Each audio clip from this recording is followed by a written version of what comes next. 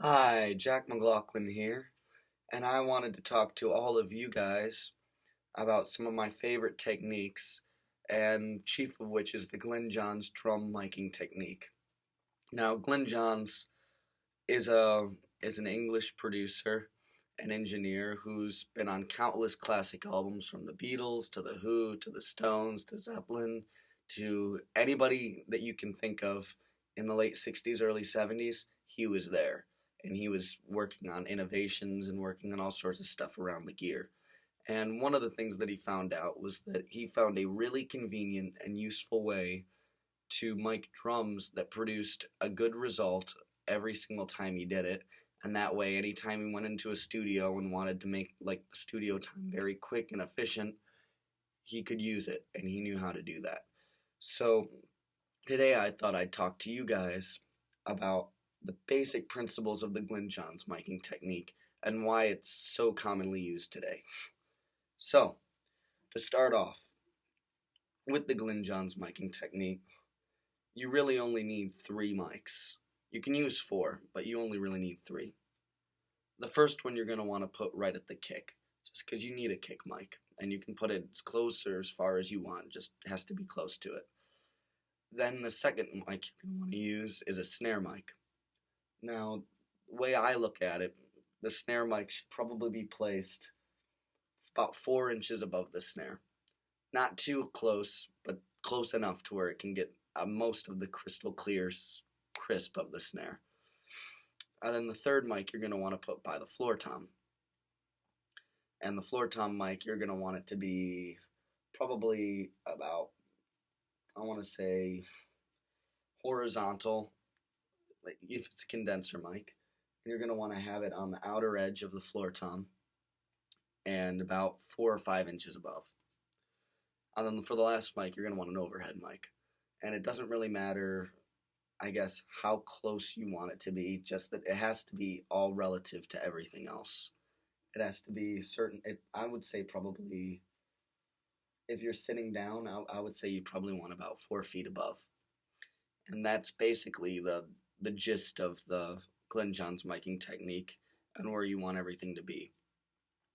And the reason there's not, while they say that there is a set rule to how close or how far distances can be, I watched a video and read enough about Glyn Johns himself, and I don't know if it's just him trying to knock his own innovations or anything like that, but in his mind, he doesn't think it has to be that complicated. He doesn't think that you have to overcomplicate anything, really, and that if you just get 4 mics and set them up in a way that's basically what he's setting up when he does it, that you'll get a good result, is what he's trying to say, or at least that's the way I interpret it. So, in order to do this, I thought I'd show you a little demonstration about how to do the Glyn Johns miking technique, just because it makes it easier to see. So I will start now.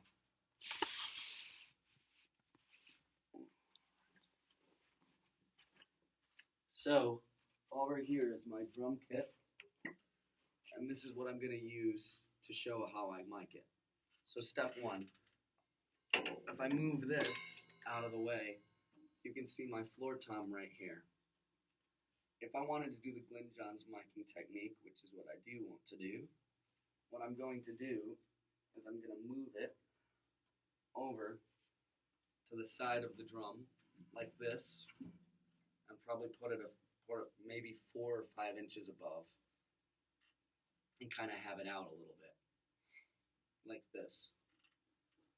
Now, for what I wanted to do, I have more mics than you need. I have a mic on each drum. But in the Glyn Johns miking technique, it's a lot simpler than that.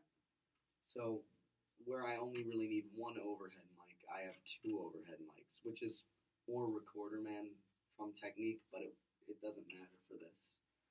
So, I have my miking, my ribbon mics. I'm going to have them kind of out like this. And I want to have one, basically, if I'm using the one, I'm going to have it balanced over the whole drum kit as well as I can get that to be. Now, for the snare mic, I use an SM57. You don't, in terms of mic design or mic types, with the floor tom, it it doesn't matter. Typically, you might want to go condenser. With the snare, I always want to go dynamic. And an SM57 is more than fine. As Glyn John stated in his video, SM57 is great.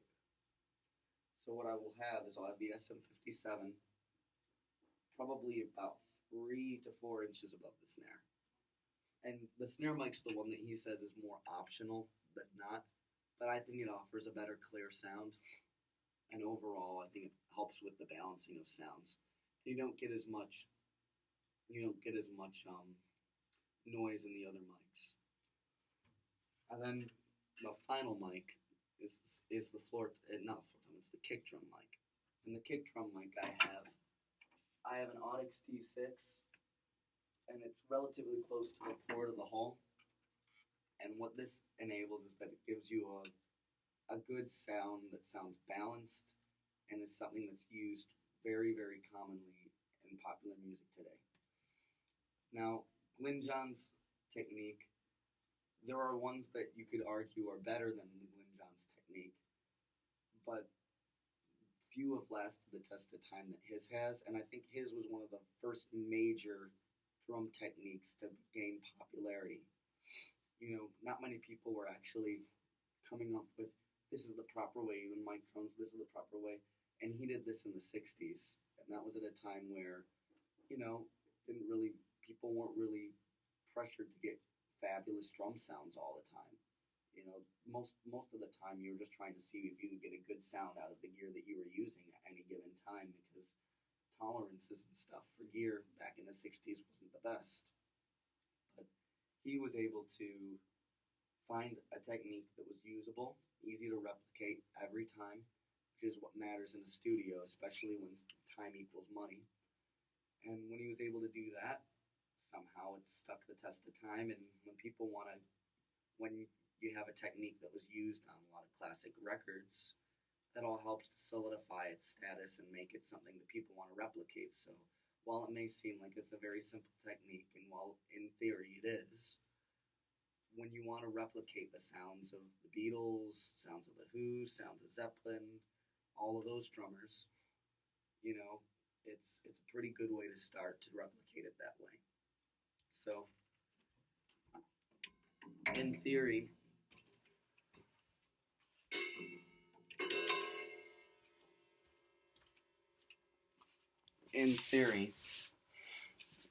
I just wanted to give a nice brush up on the Glyn John's miking technique, why I think it's used popularity today, and why it's so popular, and also why so many people continue to use it.